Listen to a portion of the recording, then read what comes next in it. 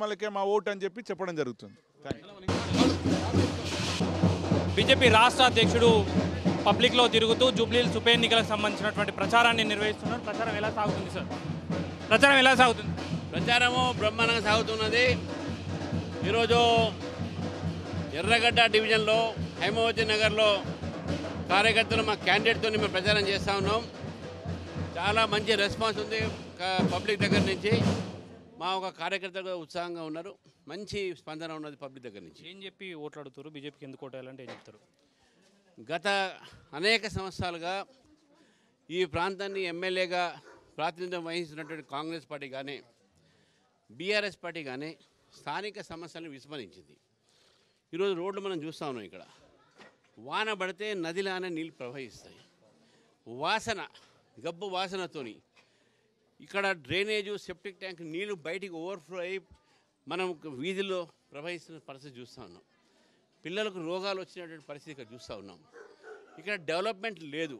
కాబట్టి డెవలప్మెంట్ కావాలన్నా లేకుంటే సమస్య మీద కనీసం మాట్లాడే వ్యక్తి కావాలంటే అది కేవలం బీజేపీ మాత్రమే అని చెప్పి వాళ్ళని అడుగుతూ ఉన్నాం. రెండోది, ప్రజల మధ్యన ఉండి పిలిస్తే ఇవాళే చెప్తా ఉన్నాను బైండ్ ఓవర్ చేస్తున్నానని చెప్పేసి.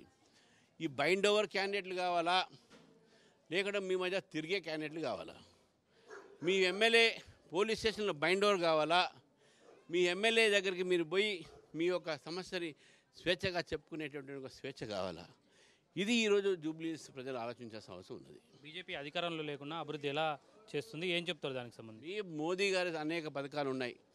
మీ ఇప్పటికే ఈ యొక్క రాష్ట్రాన్ని, ఈ ప్రాంతాన్ని, ఈ యొక్క నగరాన్ని మా ఒక నిధులతోని స్వచ్ఛ భారత్ నిధులు కావచ్చు, అమృత స్కీమ్స్ మీద కావచ్చు, స్వనిధి కావచ్చు, అనేక రకాల ప్రజలను మేము ఆదుకున్నాం.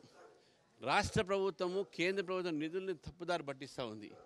అది ఎమ్మెల్యేలుగా ఇక్కడ మా ఎమ్మెల్యేలు దాన్ని సిటీలో మీకు ప్రాతినిధ్యం ఇస్తే మోదీ గారిని వచ్చిన నిధుల్ని కేవలం హైదరాబాద్ నగరంలోనే ఖర్చు పెట్టేటట్టు మీ అడ్డమైనటువంటి ఒక ఏవైతే మీరు డామ్లు చేస్తున్నటువంటి ఒక పథకాలకు పోకుండా ప్రజలకు పనికొచ్చే పథకాలకు మీరు తీర్చిదిద్దాలని చెప్పేసి కూడా ఇటు తీసుకొని రావాలని చెప్పేసి కూడా మేము ప్రయత్నం చేస్తాము.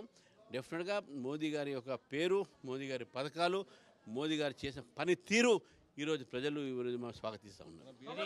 బీజేపీని మోదీ చేసే పథకాలు అదేవిధంగా మోదీ ఇచ్చే నిధులు గెలిపిస్తాయంటూ బీజేపీ రాష్ట్ర అధ్యక్షుడు రామచంద్రరావు చెప్తున్నటువంటి పరిస్థితి మనకు కనబడుతుంది.